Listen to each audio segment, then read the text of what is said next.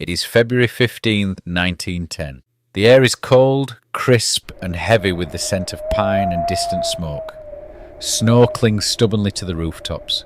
The streets of Otwock lined with modest homes, their chimneys exhaling steady streams of white into the morning sky. Winter still grips this small Polish town, just a short journey from the grand city of Warsaw. A horse-drawn carriage rattles down the narrow road, its wheels carving fresh tracks into the frozen earth. Inside, a woman clutches her swollen belly, her breath quick and shallow. Janina Krzyżanowska is a strong woman, but the pain is sharp, and she knows her child is coming. The building they arrive at is not a grand hospital, but a modest clinic, the kind that serves the working people of Otwock. Her husband, Dr. Stanisław Krzyżanowski, paces just outside the door, his breath misting in the frigid air. He is a respected man in this town, known for treating the poor, for refusing to turn away the sick even if they cannot pay. His patients, many of them Jewish families who have nowhere else to go, whisper prayers for him that morning, unaware that his own family is about to grow. Inside, Janina grips the hands of the midwife, her cries swallowed by the thick walls. The hours pass slowly until finally a sharp cry fills the room. A baby girl, pink and wailing, her tiny fists clenched against the cold. They name her Irena. The midwife swaddles the newborn, placing her into Janina's arms.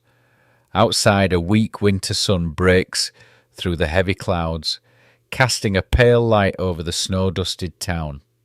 It is a simple birth, an unremarkable day in the grand scope of history. But this child, this tiny, fragile thing, will one day grow into a woman of unshakable courage, a woman who will defy an empire, who will save thousands. And so, on this cold February day, in a quiet Polish town, history begins, wrapped in blankets, cradled in her mother's arms, unaware of the storm that the world is becoming. Warsaw, Poland, the early 1920s. The world is still reeling from the aftermath of the Great War, but for a young girl named Irena Sendler, life is filled with the scent of freshly baked bread from the family kitchen, the rhythmic hum of her mother's lullabies, and the weight of books carried home from school. She grows up in Otwock, a sleepy town just outside of Warsaw, nestled among pine forests known for their healing air. The town is peaceful, but not untouched by hardship. Irena's father, Dr. Stanisław Krzyżanowski, is one of the few doctors in the area willing to treat Jewish patients when others turn them away. He believes deeply in compassion, a value he instills in his daughter from the moment she can walk. But kindness comes at a cost. When a typhus outbreak sweeps through the community, Dr. Krzyżanowski, refusing to abandon the sick, contracts the disease himself. Irena is just 7 years old when she watches her father grow weak, his once strong hands trembling, his voice fading to a whisper. Before he dies, he leaves her with words that will guide her life. If you see someone drowning, you must jump in and save them, even if you don't know how to swim. The loss is shattering, but Irena finds solace in books. She throws herself into her studies, enrolling at the University of Warsaw. It is there, as a young woman, that she begins to see Poland through new eyes. The Jewish population, a thriving part of Warsaw's fabric, faces growing discrimination. Even in her university lectures, Jewish students are forced to sit separately, confined to what is cruelly called the ghetto bench. Irena refuses to comply, deliberately sitting among them in defiance. This is where her quiet rebellion begins. Across the border in Germany, something dark is stirring. The 1930s bring economic despair, and with it, the rise of a man named Adolf Hitler. His voice crackles over the radio, sharp and commanding, filling German households with promises of a new era. The Nazi Party's influence spreads like ink in water, staining every aspect of life. Jews are blamed for the country's struggles, their businesses boycotted, their rights stripped away. By 1933, Hitler is Chancellor. Books are burning in the streets of Berlin. Science, philosophy, art, any knowledge that contradicts the Nazi ideology is reduced to ashes. And then the violence begins. In 1938, Kristallnacht shatters whatever illusions remained. Synagogues are torched, Jewish-owned stores lie in ruins, and thousands are sent to concentration camps. The world watches, horrified, but largely silent. Irena sees it all. From Warsaw she hears the whispers of families desperate to flee, of trains heading west filled with refugees, of letters arriving from Germany, ink smudged with fear. Poland stands on the precipice of something unthinkable. It is September 1st, 1939. The world is about to change. The roar of German bombers echoes across Poland as the Nazi war machine surges forward, steamrolling through the country with ruthless efficiency. In Warsaw, buildings tremble as explosions shatter the morning calm. Panic spreads through the city, like wildfire, families clutching their children, trying to flee, trying to make sense of what is happening. Amidst the chaos, in a small office within Warsaw's social welfare department, a young woman listens. She listens to the distant hum of war, the wail of sirens, the pleas of desperate people knocking at the department's doors. She has dedicated her life to helping the poor and vulnerable, but now her work takes on a new and urgent meaning. Within days, German occupation forces seize control. New laws are passed, swift and merciless. Jews can no longer work in government offices. Jewish families, once recipients of welfare assistance, are now officially invisible, stripped of help, stripped of rights, stripped of their humanity. Sendler, however, refuses to look away. She and a small group of colleagues, bound together by a shared sense of defiance, take matters into their own hands. They forge documents, falsify medical records, and manipulate bureaucratic loopholes to provide aid where it is now forbidden. By November 1940, the Nazis take their cruelty one step further. Warsaw's Jewish population, nearly 400,000 men, women and children, are forced into a walled-off prison, the Warsaw Ghetto. Disease festers in overcrowded apartments, hunger gnaws at stomachs, and the stench of death becomes a daily reality. The walls are supposed to keep Jews in, but for Irena Sendler, they are nothing more than an obstacle to be overcome. With her official government credentials and a special permit to check for typhus, one of the Germans' greatest fears, Sendler gains entry into the ghetto.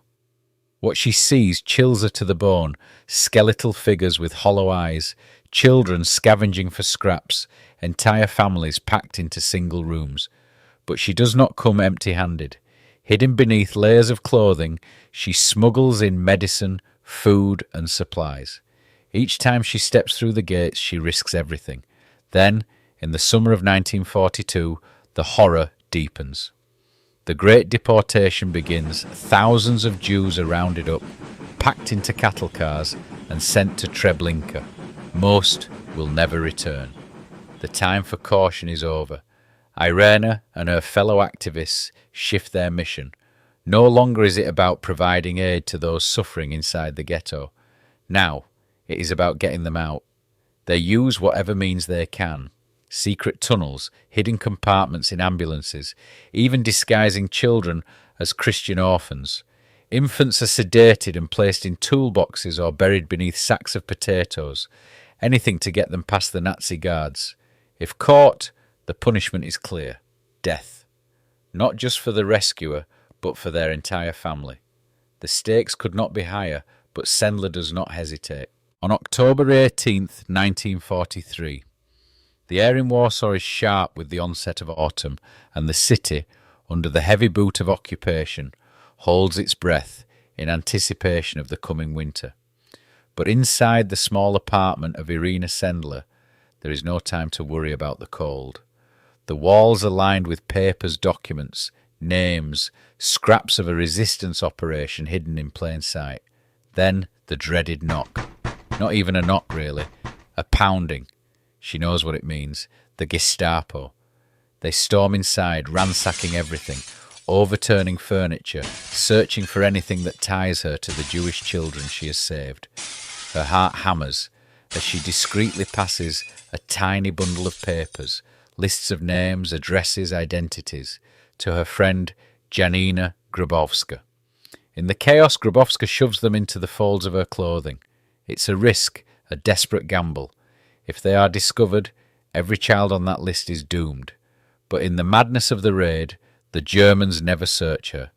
The children's secret is safe, but Irena is not. She is dragged from her home and taken to the Gestapo headquarters.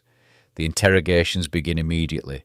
She is beaten, fists slamming into her ribs, her face, her legs. The Gestapo demand names, her network, her contacts, the locations of the children. But she says nothing. Each question is met with silence. Each refusal brings more blows, more pain. Bruised, bloodied, barely able to stand, she is thrown into the hell that is Pawiak prison, a place where few emerge alive. The weeks that follow are filled with suffering. She is interrogated again and again, tortured, and yet she does not break.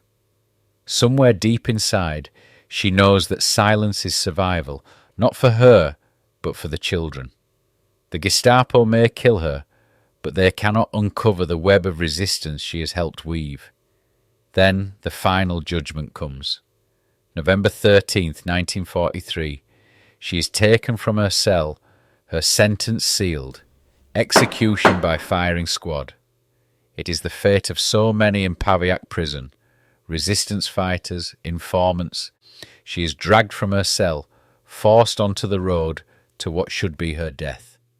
But fate, or perhaps something greater, intervenes. The plan has been set in motion behind closed doors, among those who will not let her sacrifice be in vain. Zegota leader Julian Grobelny secures a bribe. The money is transferred carefully, covertly, by Maria Palesta and her teenage daughter. It reaches the right hands, the hands of the German guards assigned to escort Irena to her death. On the road to the execution site, something impossible happens. A whispered word, a quiet exchange, a shift in routine. The guards pause. They hesitate. Then they unlock the shackles and tell her to run. She does not hesitate. With broken bones, bruises darkening her skin, and pain searing through her body, she stumbles forward into the unknown. The city of Warsaw, battered but not broken, swallows her into its shadows. She disappears into the underground, into the network of the resistance. The Germans list her as executed. The name Irena Sendler is officially dead, but she is very much alive, and she is not done. By mid-December, before her wounds have even fully healed, she is back to work, back to smuggling children out of the ghetto. The Warsaw Uprising began on August 1st, 1944, as a last-ditch effort by the Polish resistance to liberate the city from Nazi control before the advancing Soviet army arrived. The air was thick with anticipation, as the city's underground army, the Home Army, launched a coordinated attack against German forces. Armed with little more than sheer will and basic weapons, the resistance fighters flooded the streets of Warsaw, determined to reclaim their home from the brutal occupation. It was a courageous but doomed attempt, facing a well-equipped German army that would stop at nothing to crush the rebellion. The Nazis retaliated against the uprising with a level of brutality even she had not witnessed before. The city burned, its people were slaughtered in the streets, and entire districts were reduced to rubble. But amidst the devastation, Sendler and her network worked tirelessly. The hospitals were overflowing with the wounded, civilians, resistance fighters, children. She moved between them, forging new identities for those who had lost everything, smuggling medical supplies past German patrols and coordinating escape routes for those still being hunted. Her knowledge of Warsaw's underground tunnels, safe houses, and secret passages proved invaluable. As Nazi forces crushed the rebellion with overwhelming force, the destruction became absolute. By October, the uprising was over. Warsaw lay in ruins. Over 200,000 of its citizens had been killed. Those who remained were rounded up and sent to concentration camps or forced labour. But Irena Sendler had once again survived. As others fled, she remained in Poland, ensuring that the children she had saved would never be forgotten. In 1945, after war had ended, as Warsaw smouldered in the aftermath, she turned her attention to what came next, rebuilding lives. Her hospital, now at Okęcia, was in desperate need of resources. She hitchhiked on military trucks to Lublin, pleading for funds from the fledgling communist government, and when she secured them, she returned to turn the ruins of the hospital into the Warsaw Children's Home, ensuring that the war's youngest victims would not be left behind. She had hidden lists of the children she helped save, painstakingly written on scraps of paper and buried in jars beneath an apple tree. Now she unearthed them, handing them over to Jewish leaders. But the names they held were ghosts. The war had stolen their parents, their families, their homes. What should have been reunions became something else, a heartbreaking reckoning with the cost of survival. With Poland now under Soviet control, Sendler adapted. She threw herself into social work, becoming a powerful force in Warsaw's municipal government. She had learned, in the hardest of ways, that saving lives was not just about dramatic rescues, it was about what came after. She fought to establish orphanages, care homes, and shelters for the forgotten, the displaced, the unwanted. But this new Poland was not the one she had dreamed of. The communist regime was ruthless in its control, and though she rose through the ranks, the same government she served once turned on her. She was interrogated, accused of hiding enemies of the state. She lost her unborn child, a final wound from a life defined by sacrifice. But still she pressed on, wielding bureaucracy like a weapon, cutting through red tape to force change where she could. For decades her wartime heroism was all but forgotten. It wasn't until 1965 that Yad Vashem honoured her as righteous among the nations. And even then, it would be another 35 years before the world truly took notice. In 2000, a group of American high school students uncovered her story, dramatising her efforts in a school project titled Life in a Jar. The play spread, the world listened, and Irena Sendler, now in her 90s, was thrust into the light once more. Irena Sendler passed away on May the 12th, 2008, at the age of 98. She was buried in Warsaw's Powązki Cemetery, a final resting place in the city she had given everything to save. But her legacy did not die with her. It lives on in the thousands of lives she touched, in the generations that followed, in the knowledge that, in the darkest of times, one person's courage can change the course of history. She had no weapons, no army, just conviction, just compassion, just the unwavering belief that every life, every child was worth saving. And for more than 2,500 of them, she was right.